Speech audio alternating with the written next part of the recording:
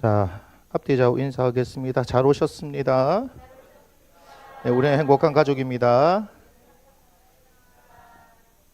자, 설교하기에 앞서서 먼저 말씀드립니다.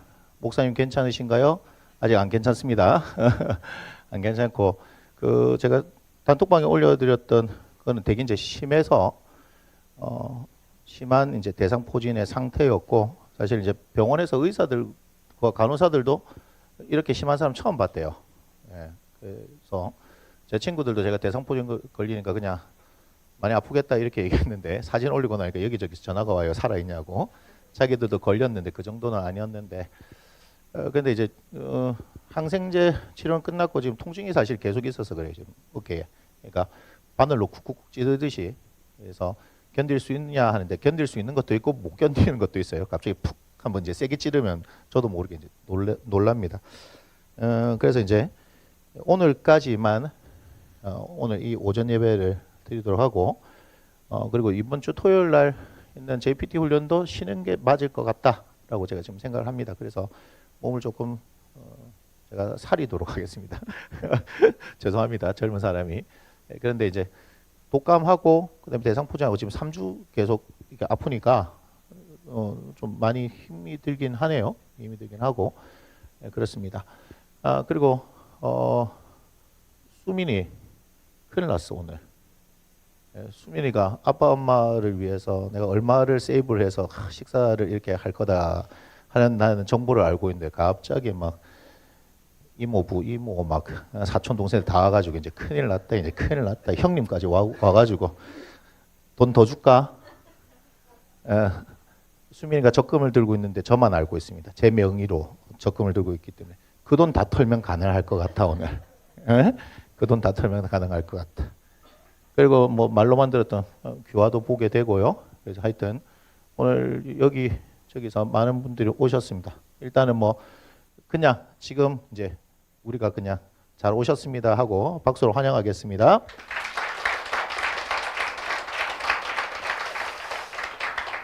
자, 오늘 승리 네 번째 시간인데 우리가 승리를 하기 위해서 필요한 게 뭘까라는 이제 생각을 해본 거죠, 그죠?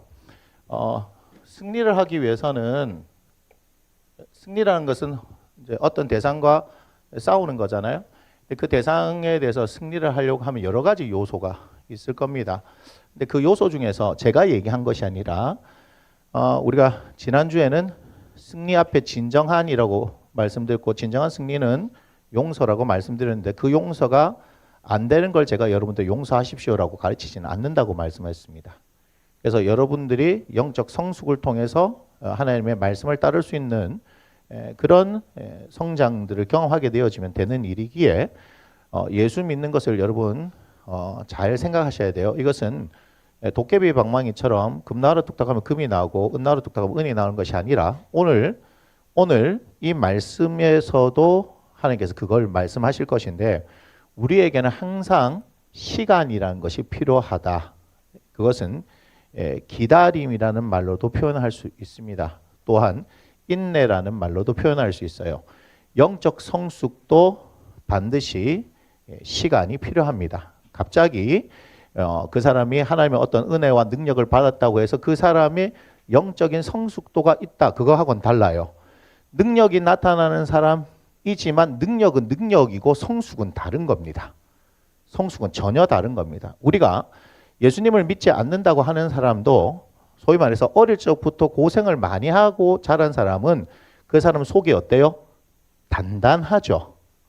그래서 제가 여러분들의 자녀를 키울 때 어릴 적에는 조금 험하게도 키우고 또 어때요? 모진 세파도 한번 맞아봐야 된다라고 말하는 겁니다. 그런데 우리는 요즘 자녀들이 하나 아니면 둘이기 때문에 너무 오냐오냐 키워요. 그런데 그것이 자녀에게 결코 잘하는 게 아닙니다. 여러분 하나님도 오늘 보시는 두 사람을 통해서도 또 말씀드리겠지만 하나님의 사람들을요 아주 혹독하게 훈련시킵니다. 그래서 훈련의 양이 많은 만큼 쓰시는 강도가 달라져요. 여러분 잘못 착각하고 있는 게 여러분 예수님을 믿으면서 내 삶에 아무런 풍파가 없기를 기도하는 것은 하나님을 전혀 모르는 이방신에게 구하는 것하고 똑같습니다. 하나님을 믿는다는 것은 반드시 성장이 이루어진다는 것이고 그 성장이 있어야지만이 우리가 말하는 죽음을 넘어서는 믿음이 우리에게 생기고 세상의 어떤 상황에서도 다시 말하면 종말이 오는 상황에서도 우리는 흔들리지 않고 일상을 살아갈 수 있는 사람이 되어지는 거예요. 그래서 우리 교회가 목표하는 바, 목적하는 바, 지향하는 바는 뭐냐면 일상을 살아내는데 종말 가운데서도 어떻게 일상을 살아낼 것이냐는 거예요. 마지막 때에 예수님 말씀하실 때 두 사람이 밭을 갈다가 한 사람 데려가고 한 사람 남겨지고 맷돌 갈다가 한 사람 데려가고 한 사람 남겨집니다. 맞습니까? 그것은 그 사람들이 일상을 살았다는 것이지 종말의 때를 알고 교회에 모여서 밤낮으로 금식하고 기도하고 하나님 앞에 정결하게 그렇게 자신을 준비했다는 이야기가 아니라 우리의 일상을 살아가는 것. 여러분 예수님을 믿으면서 각자에게 주어진 삶의 자리에서 최선을 다하고 살아가는 그 삶. 그렇기 때문에 예수 믿는 것을 자꾸 특별함으로 생각하게 되면 계속해서 우리는 기적과 표적을 바라는 사람들이 되는 거예요. 그러면 기적과 표적의 문제가 뭐냐면 그 기적과 표적은 끊임없이 더 강한 것을 요구해서 처음에 어떤 하나님께서 기적을 베풀어 주셨을 때 놀랬던 사람들이 나중에는 그거보다 더한 일을 나타내 주셔도 어때요? 전혀 감사가 없어지는 그런 모습을 보는 거예요. 그렇기 때문에 그런 기적이 일어나는 것이 예수 믿는 가운데 일어나기도 하지만 우리는 철저히 하나님의 말씀을 통해서 일상으로 그 삶을 살아내는 그 훈련들을 하는 것이 필요합니다. 그렇게 할 때 특별한 일이 있어도 그 특별함이 특별함으로 우리에게 다가오는 것이 아니라 우리의 일상 가운데 그 특별함이 다가오는 것이고 그것을 일상으로 살아내는 거예요. 특별함이 아닌 거예요. 여러분 이건 어마어마하게 중요한 일입니다. 자, 오늘 승리 네 번째 하는데 이 승리를 위해서 필요한 것이 무엇일까 했을 때 우리는 이게 뭐죠? 용기라는 게 필요합니다. 배짱이라는 게 필요하죠. 그런데 용기는 여러분 용기를 내세야 한다고 용기가 나집니까? 여러분 뭐 배짱을 가지세요. 배짱이 가져지지 않죠. 그러면 이건 어떻게 해서 생기느냐 이 얘기를 하는 거예요. 그죠? 자, 용기가 생겨나는 사람들의 특징은 뭐냐면요. 자기가 알아요. 뭐죠? 준비된 만큼 용기가 생기는 거예요. 요번에 며칠 전에 6월 모의고사를 쳤어요. 다들 걱정해요. 걱정이 많다는 것은 준비가 덜 됐다는 얘기죠. 그죠? 우리가 우리끼리 얘기합니다. 재수 없는 사람들이 몇 명 나타나요. 1년에 한 몇 명씩. 수능 치고 나면 만점자들이 나타나죠. 그래서 이렇게 질문해요. 모르는 문제가 없었나요? 그랬더니 뭐라 얘기해요? 모르는 문제가 하나도 없었어요. 이렇게 얘기해요. 자, 우리의 입장은 참 밥맛이고 재수 없어요. 그런데 그건 무슨 얘기예요? 이 친구가 잘 준비했기 때문에 할 수 있는 자신감에서 나오는 얘기다 이 말이에요. 그런데 한 개 틀린 친구를 인터뷰하는 걸 봤어요. 그랬더니 그 친구한테 뭘 틀렸나 했더니 어떤 문제를 틀렸대요. 또 물어보는 거예요. 다시 그 문제를 풀면 풀 수 있겠냐? 정직하더라고요. 못 풀어요 이러더라고요. 못 풀어요. 자기는 그 마지막 문제를 찍으면서 뭐 했냐면 맞기를 바랬대요. 그런데 안 되더래요. 자기는 수능 치고 나는데 그 문제를 쳐다도 안 봤는데 몇 개월 지나서 보여주니까 깜짝 놀라는 거야. 지금도 자기는 못 푼대요. 그런 친구도 있더라고요. 또 한 친구도 한 개를 틀렸는데 그 친구는 자기가 선택했던 화학 과목 1번을 틀렸어요. 이게 무슨 말이냐? 1번은 누구나 다 맞을 수 있는 문제인데 이 친구는 너무 빨리 풀다 보니까 글을 잘못 읽어서 하나를 틀려서 전과목에서 하나를 틀렸어요. 그래도 되게 유쾌하더라고요. 안타깝다라고 안 하더라고요. 태도가 다른 거예요. 태도가. 다 의대 간다 하는데 그 친구는 의대를 합격했는데도 의대를 안 가고 서울대 경제학과를 갔더라고요. 예. 그러니까 자기 생각이 있으니까 그런 상황에서 안타까워하지 않고 툴툴 털어버리고 자신의 상황을 이렇게 맞이하는 거예요. 뭐예요? 준비하는 거예요. 준비가 잘 된 만큼 용기가 나오는 거예요. 그렇지 않습니까? 선수들도 마찬가지죠. 그죠? 흔들림이 없는 이유는 어떻게 준비를 했느냐는 거죠. 제가 야구를 참 좋아하잖아요. 야구를 볼 때 뭘 보냐? 겨울 동안 얼마나 잘 체력적으로 준비했느냐를 봅니다. 우리가 2002년 아주 오래된 일이에요. 아주 오래된 일이 돼버렸어요. 20년이 됐는데 월드컵 4강 신화 20년째 써먹고 있잖아요, 우리가. 그때 히딩크 감독이 우리나라 국가대표팀에 있어서 가장 먼저 필요한 요소로 평가한 게 뭐였냐면 체력이었어요. 토탈 사커를 해야 되는데 그러려면 지금하고 다르게 더 많은 체력을 훈련해서 체력을 쌓아야 된다라고 얘기를 한 거예요. 근데 그게 맞아 떨어진 거죠. 그런데 그게 맞아 떨어져서 결과가 나왔기 때문에 그런데 결과 나오기 전에는 별명이 뭐였죠? 히딩크 감독이? 네, 5대0이었어요. 5대0. 5대0이었어요. 그러니까 우리는 기다리질 못한 거예요. 자꾸 뭔가를 했으면 빨리빨리 결과를 내야 되는 거죠. 그런데 뭔가를 하기 위해서는 과정이라는 게 필요해요. 근데 왜 우리 예수 믿는 사람들은요, 기도하면 뭔가 바로 이루어질 것처럼 그렇게 생각하는 거죠. 하나님께서 뭔가 그림을 그려가시는데 그분은 전능하신 분 맞아요.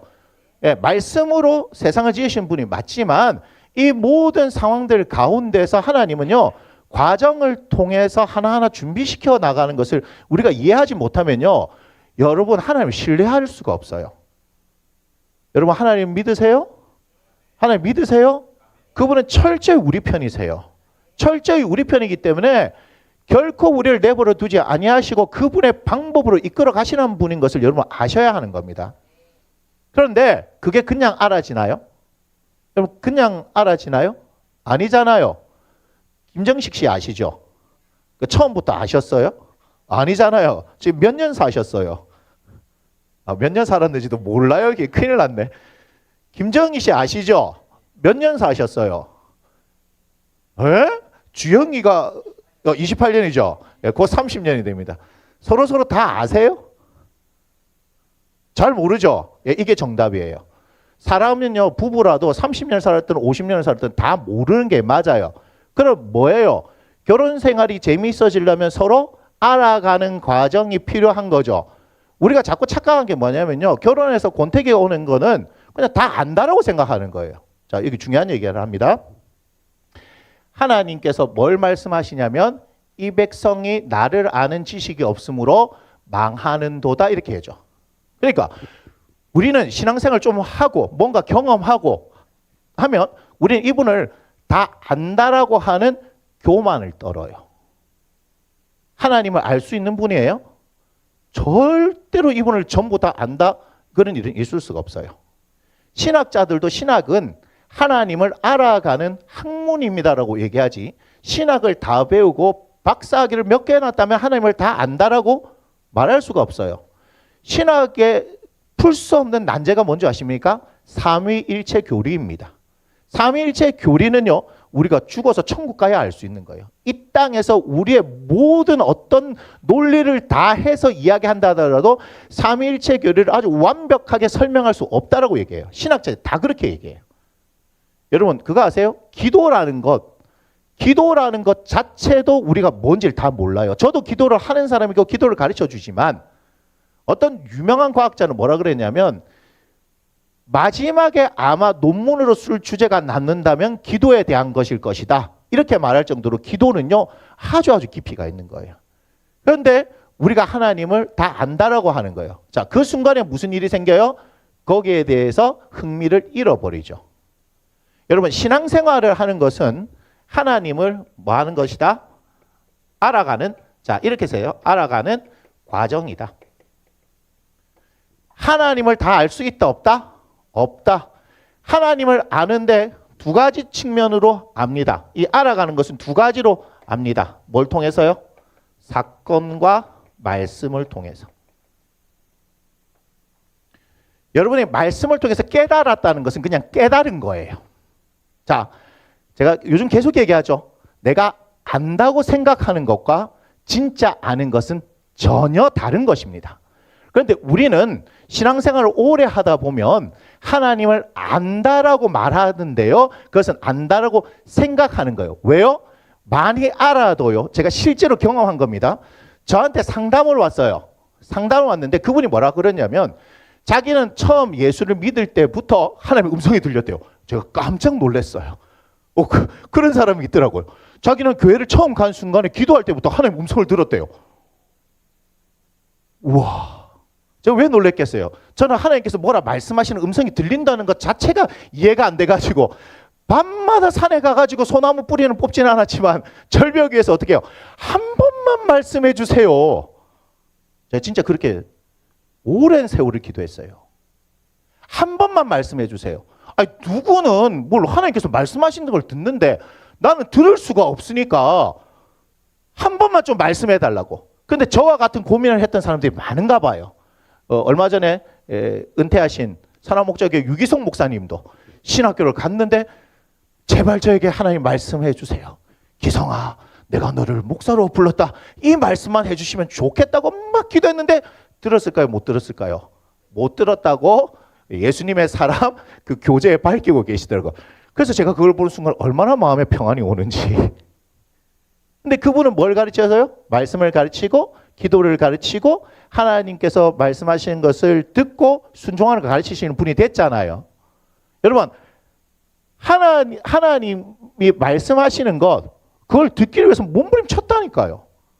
그런데 그건 절대적으로 내 방식이더라 이 말이에요.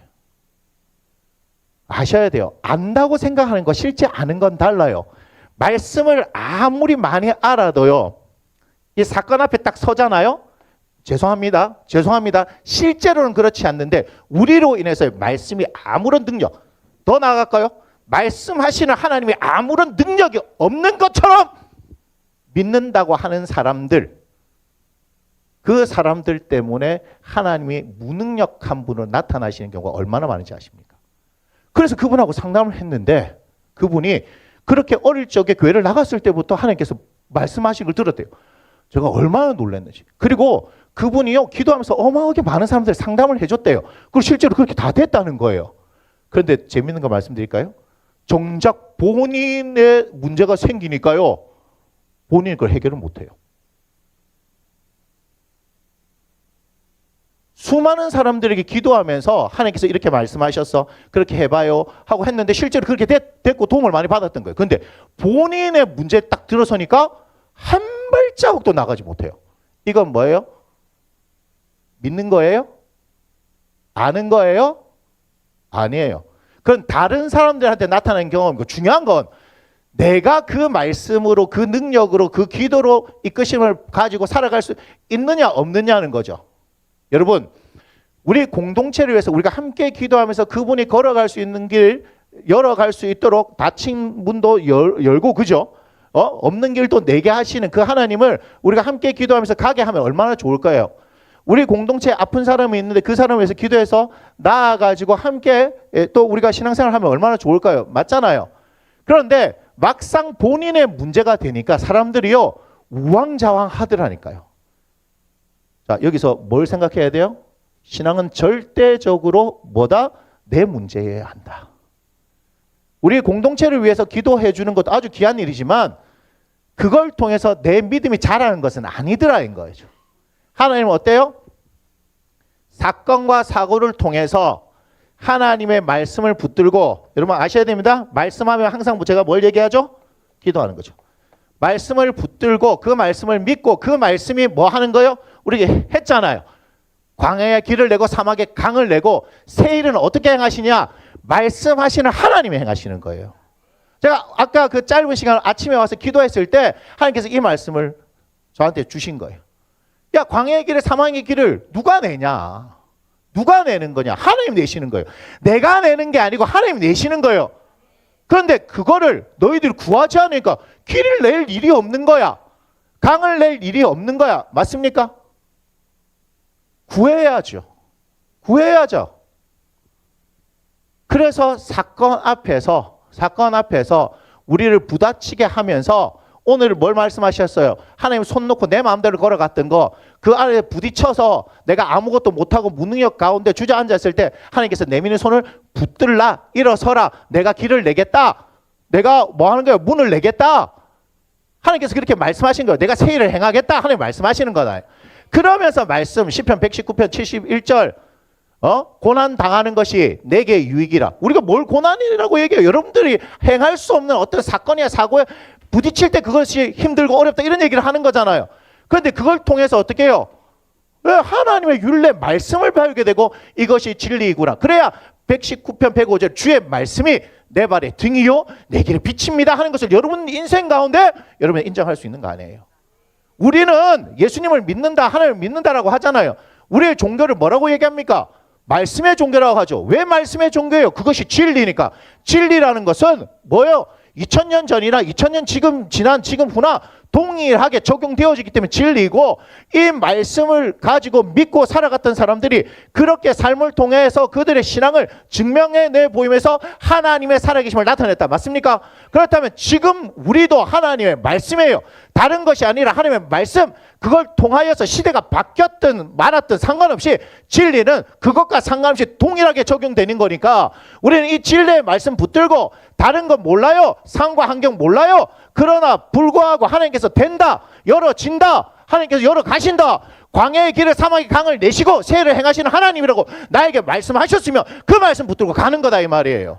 그거 안 하고 내 상황에서 이게 돼요 안 돼요 이게 돼요 안 돼요 하면요, 그 사람에게는요 하나님께서 어떤 일도 행하실 수 없는 거예요. 어떤 일도 행하실 수 없는 거예요. 오늘 용기가 없는 사람과 용기가 너무 충만한 사람, 두 사람을 보잖아요. 맞습니까? 네, 오늘 본문을 읽었을 때 모세라는 사람과, 자, 대결 구도를 가지는 건 아닙니다만 다윗이라는 두 사람을 본 거예요. 이스라엘 공동체 어마어마한 인물들이잖아요. 맞습니까? 그런데 오늘 출애굽기 4장을 보니까 하나님께서 모세에게 나타나셔가지고 뭘 말씀하세요? 애굽 땅에 가서 내 백성을 이끌고 내라고 모세를 선택을 하시잖아요. 그러니까 모세가 어떻게 반응했습니까? 제가 기다리고 기다리던 바입니다. 그 애굽 그 좋은 데서 내가 왕자 생활 한 40년 하다가 물론 한때 제가 잘못한 게 있어가지고 이게 도망왔지만 40년 이 유배 생활 같은 거 이거 너무 아니지 않습니까? 자다 일어나서 내가 우하라면 우하고 자하라면 자하고 모든 막 병력을 내가 움직이고 그 안에서 내가 권력을 누리면서 살아갔는데, 야 이제는 이 양놈의 새끼들은 말도 안 듣고, 그죠? 왜 그래요? 각기 제 길로 가는 게 양의 특징 아니겠습니까? 예? 이 양놈의 새끼들은 말도 안 듣는데 맑게 알아듣는 다시 그들에게 보내신다면 제가 얼마든지 잘할 수 있지요 라고 성경에는 모세가 그렇게 말했다 이렇게 기록하고 있지요. 예, 성경을 잘 읽으셨네요. 아닙니다. 40년 전에 나타나셨으면 모세는요 뭔가를 했을 거예요. 안 믿으시는 모양인데 사도행전 7장 18절,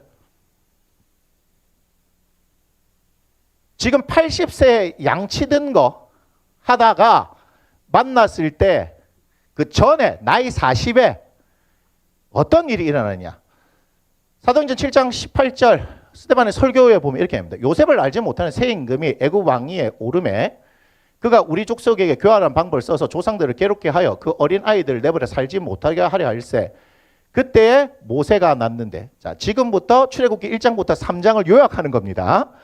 하나님 보시기에 아름다운지라 그의 아버지의 집에서 석 달 동안 길리더니 버려진 후에 바로의 딸이 그를 데려다가 자기 아들로 기름해.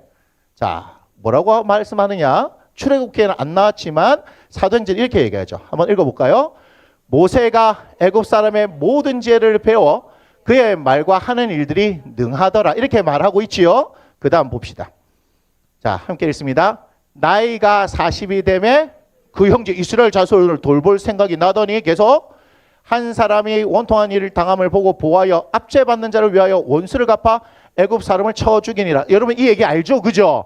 나이 40살 됐는데 세상에 애굽 사람이 자기의 동포 히브리 사람을 막 박해하니까 한 방에 쳐 죽여버렸어요. 그리고 묻어버렸지. 그죠? 그런데 그 사건을 사도행전은 뭐라 얘기냐. 25절 함께 읽습니다. 시작. 그는 그의 형제들이 하나님께서 자기의 손을 통하여 구원해 주시는 것을 깨달으라고 생각하였으나 그들이 깨닫지 못하였더라. 무슨 얘기인지 아시겠어요? 출애굽기에는 이렇게 얘기를 안 했는데 모세가 나이 40이 돼가지고 이 일을 행한 것은 뭐냐? 이제 내가 히브리인들을 위해서 내 동족 이스라엘 사람들에서 내가 일어나서 이들을 위해서 어떤 일들을 행할 것인데, 그러면 나를 통해서 이렇게 행하는 이 일은 하나님께서 행하시는 것이니까 사람들이 분연히 자기를 지지하고 들고 일어설 것이다 라고 누가 생각했다고요? 모세가. 그렇게 생각했잖아요. 근데 그게 그렇게 됐나요? 자기 생각대로 됐나요? 자기 방법대로 됐나요? 모세가 120세까지 살 때 가장 그 인생의 절정기가 저기였다는 생각 안 드십니까? 인간적으로 볼 때. 맞아요. 인간적으로 볼 때 가장 절정기가 저때였다고 생각하지 않으십니까? 그래서 자기가 일어났어요. 하나님께서 그를 부르셨나요? 아니에요. 하나님은 나이 40에 모세를 부른 적이 없습니다. 하나님은 언제 불러요? 80세가 되어서 불러요. 미디안 광야에 처박아 놓고 애굽에서 배웠던 모든 지혜와 모든 능력을 쓸모없는 것처럼 만들어 놓고 자기 스스로가 아무런 쓸모없는 인생이 되어지는 것처럼 우리 속담에 껍보리 선물만 있어도 처가살이는 한다 안 한다? 안 한다. 그런데 뭐 하고 있어요? 양떼가 지양떼입니까? 예, 자기 장인 양떼를 치는 마치 대릴사회와 같은 역할을 40년 동안 하는 거예요. 왜요? 미디안 땅에는 자기가 왕자였든지 뭐든지 아무것도 중요하지 않아. 벗어나면 3일 안에 죽을 판이거든 지금. 그 땅을 알아요? 미디안을 알아요? 광야를 알아요? 전혀 모르는 거예요. 근데 하나님께서는 어떻게 하세요? 이두로 그의 장인의 양떼를 치면서 40년 동안 미디안 이곳저곳을 다니게 하죠. 자, 어떤 그림이 보이십니까? 모세는 아무런 능력 없이 자기 인생이 끝났구나. 내 인생은 이렇게 양치다가 끝나는구나.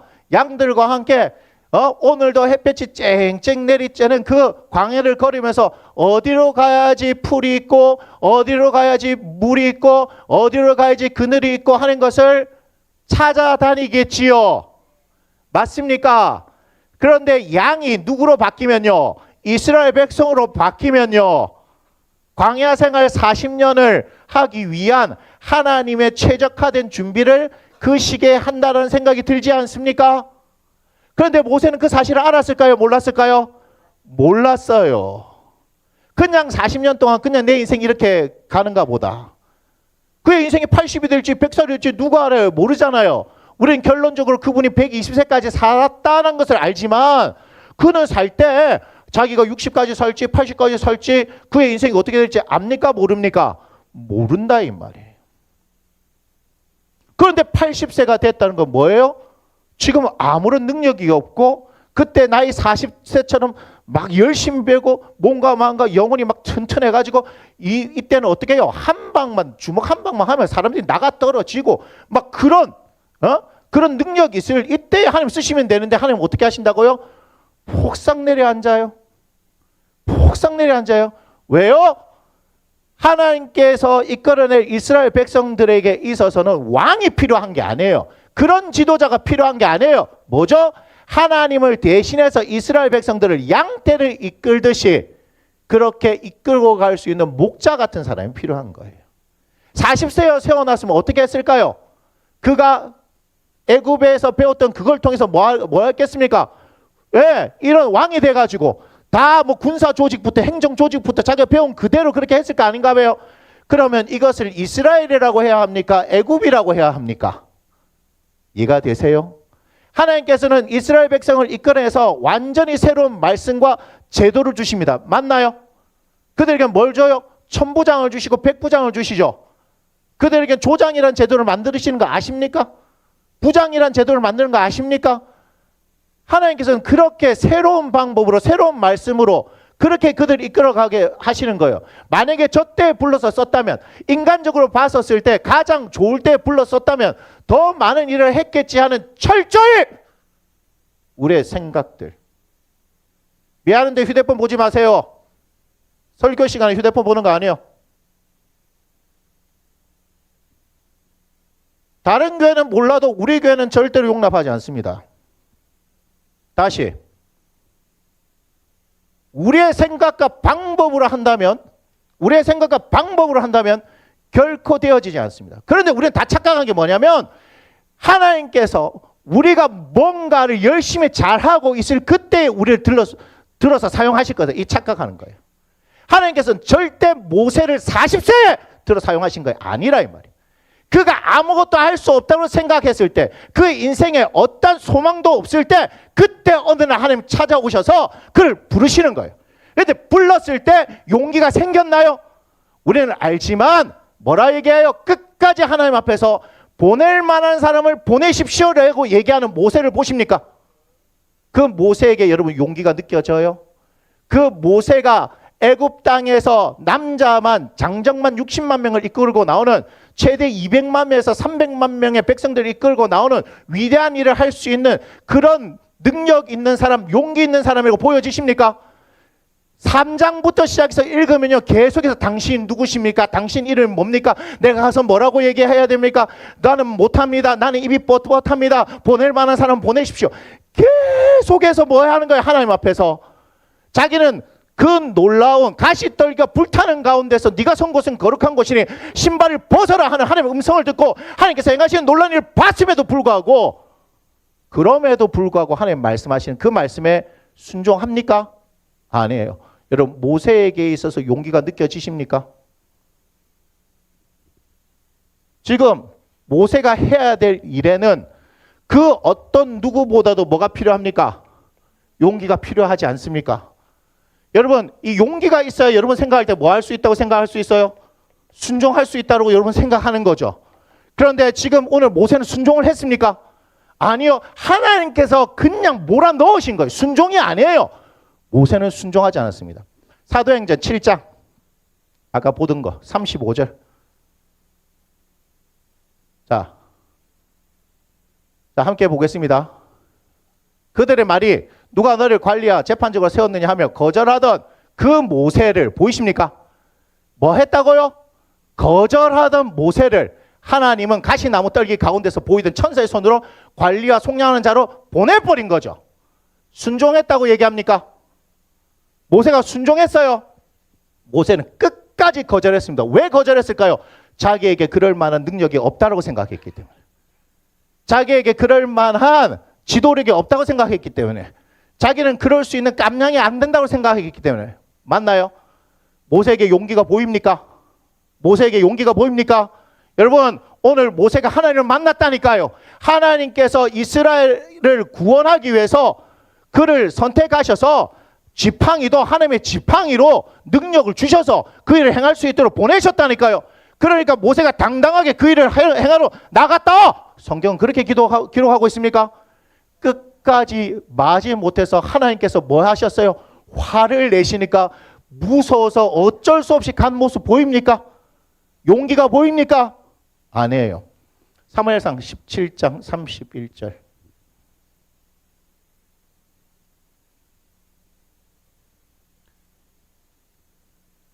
어떤 사람이 다윗의 한 말을 듣고 그것을 사울에게 전하였으므로 사울이 다윗을 부른지라. 우리가 어떤 상황인지 알죠? 블레셋이 이스라엘에 쳐들어왔어요. 그런데 이 일은 늘 있던 일이에요. 맞습니까? 다윗 때까지도 계속해서 있던 일이에요. 근데 무슨 일이 일어났느냐? 이번에는 이스라엘이 블레셋을 이길 수가 없게 되어지는 상황이 펼쳐졌어요. 누구를 데리고 왔어요? 골리앗을 데리고 왔어요. 그런데 우리가 성경에 보니까 다윗의 용사들에 대해서 이야기하는 장면이 나오거든요. 거기 보면요, 골리앗과 같은 사람이 몇 명이나 있었다고요? 5명이나 있습니다. 블레셋에. 자, 골리앗에 대한 묘사, 사무엘상 17장 몇 절이냐 하면 봅시다. 4절 봅시다. 자, 블레셋 사람들 진영에서 싸움을 도두는 자가 왔는데 그의 이름은 뭐죠? 골리앗이에요. 가드 사람인데 그의 키는 6규빗 한 뼘인데요. 한 규빗이 45cm예요. 대충 계산되십니까? 2m 70에서 2m 80이라고.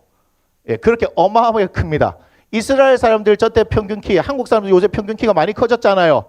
근데 저때가 한 160 정도? 뭐 이렇게 하여튼 키가 별로 크지 않았대요. 자, 보이세요? 키가?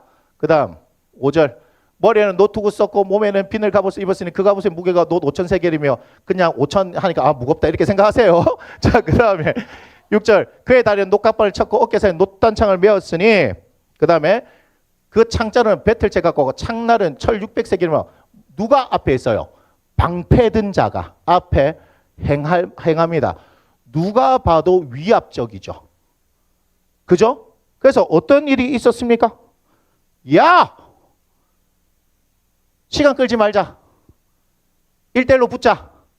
옛날 전쟁 보면 그렇게 말하잖아요. 1대1로 하자. 예?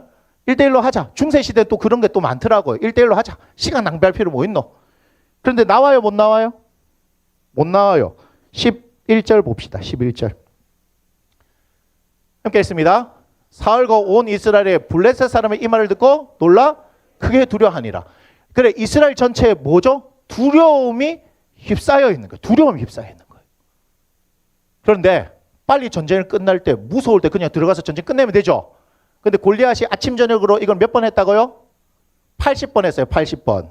40일 동안 나왔고 제가 얘기했죠. 맨날 야 한판 붙자. 없어? 오케이 들어가. 낮에는 더우니까 어떻게 해요? 저녁에 또 나고 야 한판 붙자. 조석으로 나와서 40일 동안 일을 해요. 이게 이유가 있어요. 그럴 때 누가 나타났나요? 다윗이 나타나는 거예요. 그런 두려움에 쌓여 있는데 그날 하필이면 하나님께서 다윗을 보내셔가지고 이 골리앗이 이스라엘과 하나님 모욕하는 말을 듣게 했어요. 그때 일어난 일이 31절입니다. 자, 어떤 사람이 다윗이 한 말을 듣고 그것을 사울에게 전화했는데 다윗이 뭐라 했습니까? 내가 가서 이기면 어떤 보상을 해준답니까? 이 얘기를 한 거예요 지금. 그러니까 큰형 엘리압이 듣고 이 자식이 정신을 나왔나 지금 얘기하죠. 형 엘리압이 봤을 때 막내잖아요. 삼형제는 전쟁에 참여했지 막내가 와가지고 갑자기 뭐 골리앗하고 싸워서 이기면 어떤 보상 해줍니까? 했더니 볼 때 엄청 우습게 보이죠. 여러분 제가 엘리압을 이렇게 얘기했지만 나중에 그의 아버지 이새가 돌아가시고 난 이후에는요 다윗이 뭐라 하냐면은 자기 집에 들어갈 때 큰형 엘리압이라는 말을 씁니다. 그러니까 그의 권위를 인정해줘요. 다윗이 무시한 거 아니에요. 여러분들은 성경을 못 보셨겠지만 그렇게 있습니다. 사울한테 자기 집에 가야 할 때 엘리압이라는 말을 사용합니다. 그래서 무시하는 거 아닙니다. 자, 그러니까 32절 보세요. 다윗이 사울에게 말해 그런 말미암아 사람이 낙담하지 말 것이라 뭐라 얘기합니까? 주의 종이 가서 저 블레셋 사람과 싸우리다. 이게 말이 됩니까? 사울에게는 용사들이 없습니까? 사울이 한 일이 뭐예요? 살아있는 동안 인재들을 계속해서 등용했단 말이에요. 사울이 한 일은 그거예요. 왜요? 블레셋하고 계속 싸우니까. 전쟁이 계속 있으니까. 그러니까 사울이 봐도 말이 안 되니까 그 다음 뭐라 말을 합니까? 사울이 다윗에게 이르되 네가 가서 저 블레셋 사람과 싸울 수 없으니 너는 뭐다? 소년이다. 좋은 말로 소년인데 뭐죠? 이 젖비린내 나는 놈아 이 말이에요. 그는 어려서부터 용사란 말은 뭐예요? 날 때부터 지금까지 싸움에 능한 사람이다. 네가 뭘 할 수 있노? 사울의 눈에 봤을 때도 다윗은요 젖비린내 나는 친구예요. 왜냐하면 얘기했잖아요. 8형제 중에 막내잖아요. 자기 형들 3명만 지금 왔다면 참전했다는 것은 나이가 뭐예요? 그 3명만이 지금 군대에 올 수 있는 나이다 이 말이죠. 예, 지금 군대에 둘 가 있고 곧 우리는 군대를 줄줄이 이제 소환해서 갈 겁니다. 이제 계속해서 군대를 막 계속해서 갈 거예요. 그러면 우리는 외롭지 않을 겁니다. 남성 성도 여러분. 예. 여자들이 싫어하는 얘기가 뭔지 아세요? 군대 얘기. 그 다음에 더 싫어하는 거 축구 얘기. 제일 싫어하는 거 군대에서 축구한 얘기. 주영이는 축구를 못하고 있잖아요. 예. 상훈이도 들으니까 동네가 좁아갖고 아무것도 못하더라고요. 보니까. 예. 우리는 군대를 빨리빨리 보내야 될 것 같습니다. 빨리빨리 보내가지고 우리 함께 군대에서 축구한 얘기를 할 수 있도록 함께 족구하면서 어울릴 수 있도록 그렇게 해야 될 것 같아요. 자, 그런 상황이에요. 그런데 잘 보세요. 34절에 다윗이 한 말을 보세요. 함께 읽습니다. 다윗이 사울에게 말하되 주의 종이 아버지의 양을 지킬 때에 사자나 곰이 와서 양떼에서 새끼를 물어가면 내가 따라가서 그것을 치고 그 입에서 새끼를 건져내었고 그것이 일어나 나를 해오고자 하면 내가 그 수염을 잡고 그것을 쳐 죽였나이다. 자, 여러분 여러분들이 워낙 다윗과 골리앗의 얘기를 많이 들어가지고 그냥 너무 당연한 것처럼 아는데 제가 당연한 거 아니란 걸 말씀드렸죠. 끊임없이 하나님 뭘 시켰어요? 훈련시키셨다. 맞습니까? 양 치는데 양을 그냥 치는 게 아니고 사자나 곰, 여러분 사자나 곰 지금 안 와닿죠? 사자나 곰 안 와닿죠? 한 발로 이렇게 탁 얼굴 맞으면 우린 그대로 끝나요. 그냥 끝난다고요. 이게 팍 맞으면 기절이 아니고요. 이 앞면이 있을지 없을지 우리는 알 수가 없어요. 그렇잖아요? 그런데 하나님께서 뭐 하셨어요? 양을 치면서 지금 뭐 때문에요? 골리앗하고 싸우기 위해서 뿐만 아니라 그 이후에 다윗을 뭐라고 평가해요? 전쟁에 능하다. 어떨 때 그 얘기해요? 그의 아들 압살롬이 반역하고 났을 때 아비멜렉하고 누구예요? 후세 두 사람의 막 얘기를 할 때 그죠? 압살롬 편에 있던 모사가 얘기하잖아요. 전쟁에 능하다. 그러니까 빨리 어떻게 기습해야 된다. 뭐 이렇게 얘기하잖아요. 하나님께서는 그렇게 다윗을 만드신 거예요. 솔로몬은 왜 태어났어요? 성전 짓기 위해서 태어났어요. 그러니까 결론적으로 말하자면 다윗은 뭘 위해 태어났나요? 하나님의 나라를 바로 세우는 그 일을 하기 위해서 부르심을 받은 거예요. 성전은 못 지어요. 이해가 되세요? 각자 태어난 이유가 있고 사명이 있다는 거예요. 자기가 하고 싶다고 해서 되는 게 아닙니다. 다윗은 성전을 너무 짓고 싶었지만 하나님은 짓게 하지 않으셨어요. 이해가 되세요? 그러니까 내가 하고 싶은 것을 하는 것이 하나님의 영광이 아니고 하나님께서 원하시는 일을 따라 살아가는 것, 그것을 순종하는 것이 하나님의 영광이다. 내가 하고 싶은 것과 하나님께서 시키시는 일은 다를 수 있다는 거예요. 그런데 지금 제가 이 얘기를 했을 때 사자나 곰을 너무 우습게 보는 경향이 있어요. 그런데 어때요? 쳤고 쫓아가서 쳤단 말이에요. 양 한 마리 진심이죠. 양 한 마리 진심이잖아요. 목숨이 중요해요? 양이 중요해요? 양이 중요하군요. 예, 역시 참다운 목자입니다. 예, 참된 목자는 뭐죠? 양을 위해서 목숨을 버리죠. 예, 참된 목자. 제가 갑자기 찔립니다. 큰일 났네. 사자나 곰은 만만치 않잖아요. 뭐 여우 정도면 어떻게 한번 해볼라 할 수 있는데 사자나 곰이면 일단 도망가야 나도 살아야 되지 않겠습니까? 최대한 한 마리만 물어가면 고마운 거 아니에요? 맞잖아요. 한 마리만 물어보면 고맙지. 찔리네. 이번 한 주 열심히 제 자신에 대해 돌아보도록 하겠습니다. 그런데 사자나 곰을 그리고 골리앗을 너무 다윗이 쉽게 물리친 것 같으니까 여러분 여기에 대한 감이 없어요. 그래서 제가 감을 좀 잡아드리도록 하겠습니다. 사무엘하 23장 거기 보면 다윗의 용사들에 나와요. 사무엘하 23장 자 나옵니다. 다윗의 용사들에 대해서 쭉 얘기를 하거든요. 그런데 누굴 보냐면 20절을 봅니다. 20절. 자 봐요. 함께 천천히 읽어보겠습니다. 시작. 또 갑셀 용사의 손자 여호야다의 아들 분하야이니 누구예요? 분하야. 그는 용맹스러운 일을 행한 자라. 계속 읽습니다. 시작. 일찍이 모압 아리아의 아들 둘을 죽였고 또 눈이 올 때에 구덩이에 내려가서 사자 몇 마리 죽였다고요? 한 마리 죽였는데 다윗의 용사들 목록에 나와 있죠. 이 분하야는 나중에 어디에 쓰일까요? 솔로몬 때 군사령관이에요.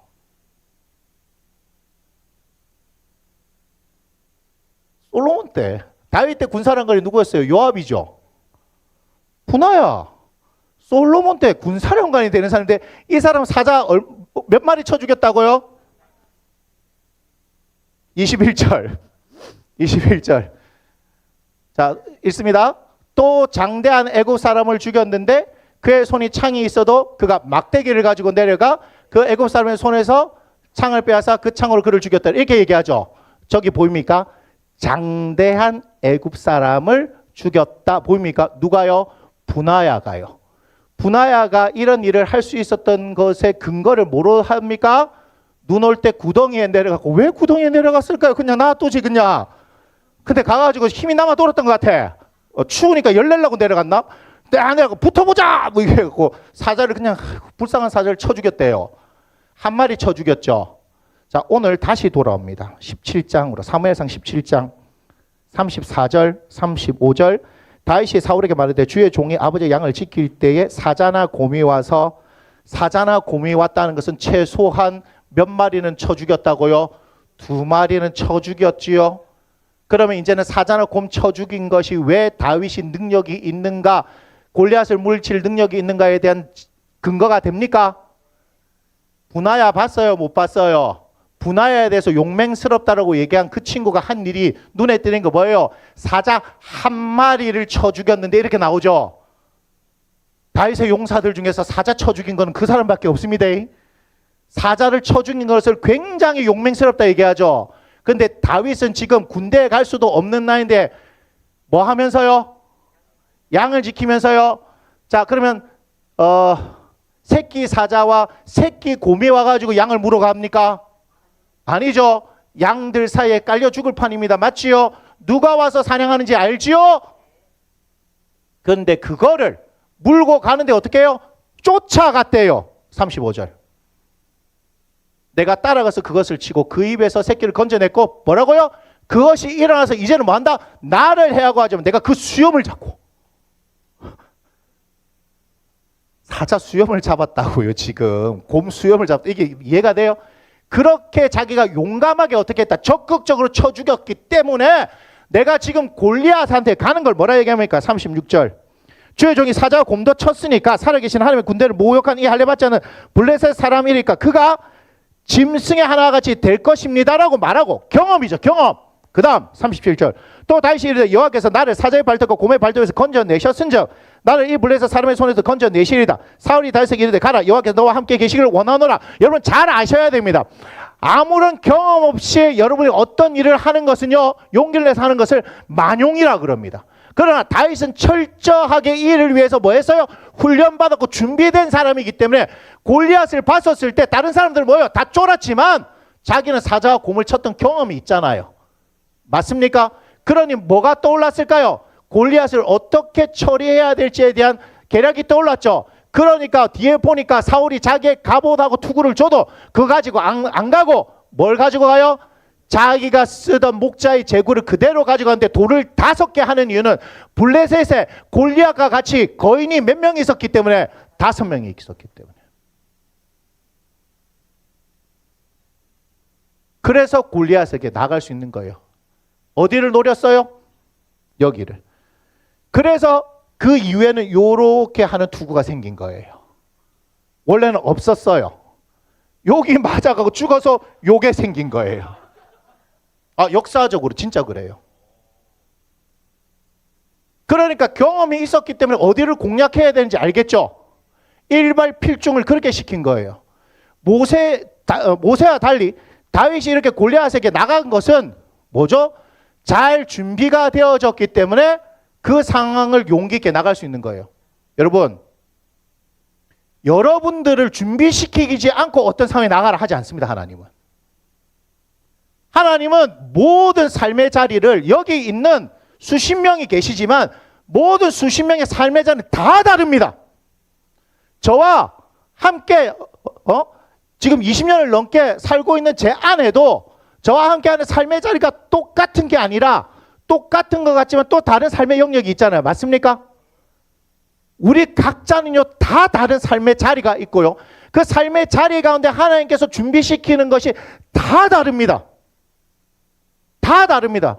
그런데 그것이 나를 준비시켰던 과정이란 것을 누구처럼? 모세처럼 모를 수도 있다는 거예요. 맞습니까? 40년 동안 애굽에서 배운 지혜, 능력, 그거 쓸모가 없는 건가요? 나중에는 다 쓸모가 있고요. 미디안에서 40년 동안 양쳤던 거 다 쓸모가 없는가요? 다 쓸모가 있어요. 모세는 그걸 몰랐기 때문에, 다시 말하면 하나님 알았어요? 몰랐어요? 모르죠. 당연히 모르죠. 왜요? 430년 동안 한 번도 하나님께서 나타나지 않으셨으니까, 그 백성에게. 그러다가 갑자기 모세에게 나타나셔 I'm your God 이렇게 얘기하니까 당신 이름이 무엇입니까? 야훼, 스스로 있는 자, 이렇게 얘기한 거죠. 모르잖아요. 지금 모세는 하나님을 알아요? 몰라요? 몰라서 알아가는 과정을 경험해서 그가 하나님을 신뢰하는 자리에 가게 되는 거잖아요. 그러니까 처음에 이 모세가 하나님을 만나서 이 위대한 일을 명하고 하셔도 모세는 하나님을 신뢰할 수 있었다 없었다? 없었기 때문에 용기를 내지 못하는 거예요. 근데 다윗은 어때요? 어릴 적부터 하나님하고, 우리는 알 수는 없지만 하나님께서 뭐라 얘기해요? 사울 왕을 패하시고 내가 이스라엘에 다시 한 왕을 보았다라고 말씀하시죠. 그 왕을 보았으면 보았을 만한 그런 근거가 있겠죠. 하나님께서 말씀하신 근거. 그러니까 사무엘 선지자를 통해서 다른 아들 사무엘도 봤을 때, 이야, 이 집에 와 아들들 인물이, 이야 진짜 왕이 될 만한 사람이네. 사무엘 눈이 보통 눈 아닌 거 아십니까? 왜요? 첫 번째 사울 왕이 보통 사람이 아니었기 때문에. 그런데 이세의 집에 가니까 큰 아들 멋지네, 둘째 아들 멋지네, 셋째 아들 멋지네. 이 집에는 막 와우 이런 거예요. 그런데 사람들은 사람 취급도 안 했던 막내를, 그죠? 불러내가지고 하나님께서 그에게 기름 붓게 하시는 거잖아요. 여러분 아셔야 됩니다. 사람의 눈으로 보는 게 아닙니다. 하나님은 그 중심을 보시는 분이에요. 분명히 하나님 말씀하시죠. 사무엘서에서 말씀하시잖아. 중심을 보시는 분이라고요. 그가 양을 치고 사람들에게 지지를 받지 못하고 무시당한다 할지라도 그의 중심이 하나님 앞에 있었기 때문에 하나님 사용하신 거예요. 시편 78편 70절.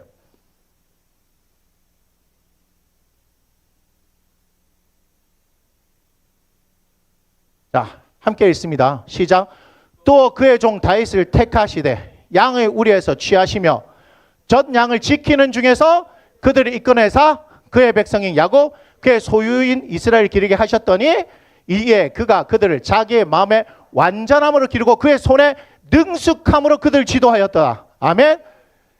양치는 그 자리에서 완전하고 능숙하게 그 일을 행하니까 뭐 할 수 있다? 이스라엘 공동체는 일반 백성들하고 다스리는 거와 같다 안 같다? 안 같아. 뭐가 필요하다? 목자 같은 사람이 필요하다.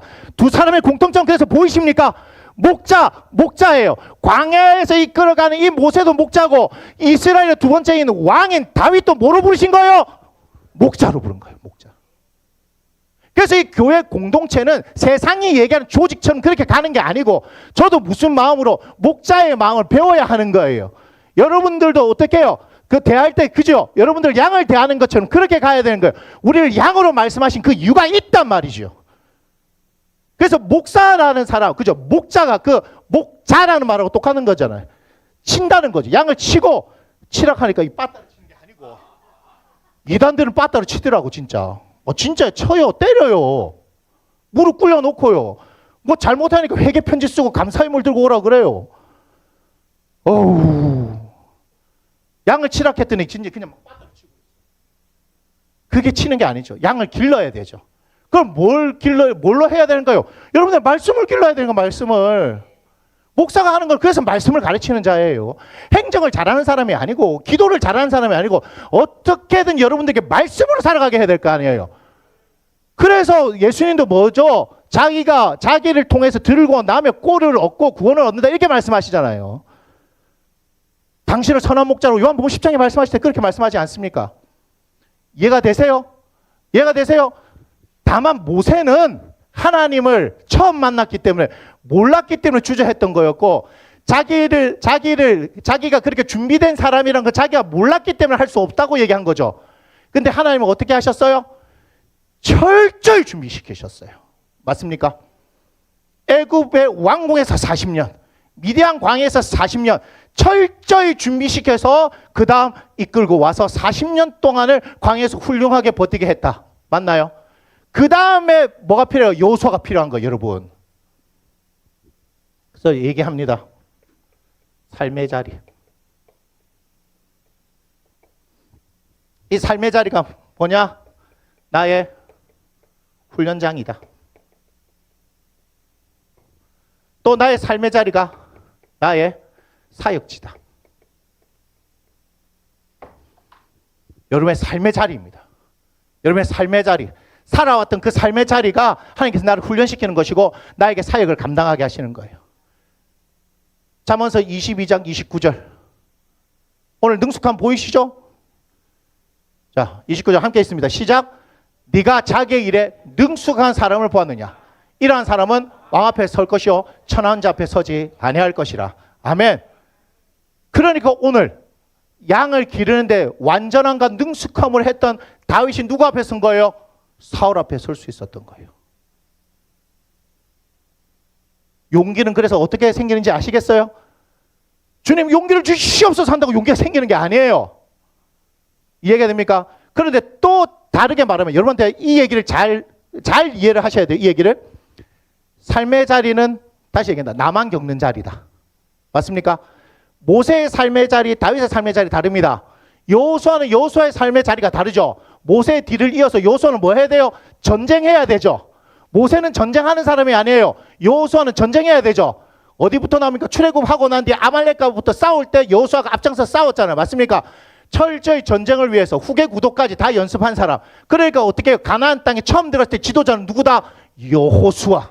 그러니까 나무 심는 교회에서 제가 은퇴하고 나면 그 뒤에는 이 교회가 또 나가야 될 방향에 맞는 또 아름다운 목회자를 하나님께서 주실 거 아니겠습니까? 그걸 믿으셔야 하는 거예요. 그러니까 우리의 생각, 우리의 방법으로 누구를 뽑아야지, 저 사람이 좋아 안 좋아, 정치질 하면 안 되는 거예요. 교회에서는. 하나님의 뜻이 이루어지고 그것을 그대로 얼마나 담아낼 수 있는 사람. 우리 교회는 그런 교회가 돼야 됩니다. 목사도 그래야 되고 성도 여러분들 뭐가 되냐면 하나님의 거룩한 뜻을 담아낼 수 있는 공동체가 되자. 그게 교회의 능력이에요. 세상의 능력이 아니라 무슨 학벌 보는 게 아니고 박사학위를 보는 게 아니고 그 사람이 얼마나 설교를 잘하는 못하는, 여기 잘한다 못한다는 건 뭔지 아시겠죠? 쇼하는 거 말고 얼마나 하나님 앞에 진심이냐, 그리고 그의 삶의 자리가 얼마나 하나님 앞에서 잘 훈련된 자리냐,